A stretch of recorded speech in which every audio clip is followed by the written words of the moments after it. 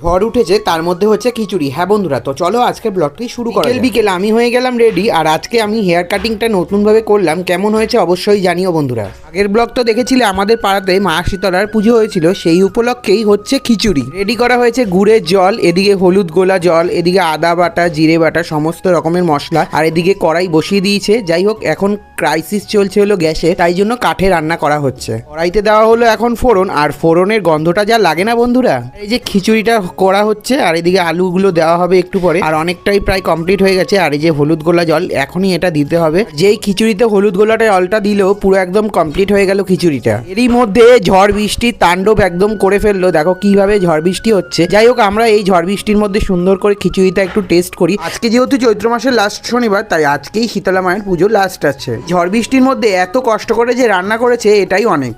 তবে আজকের মতন এটুকুই, দেখা হচ্ছে পরের একটি ব্লগে। আজকের মতন টাটা, বাই।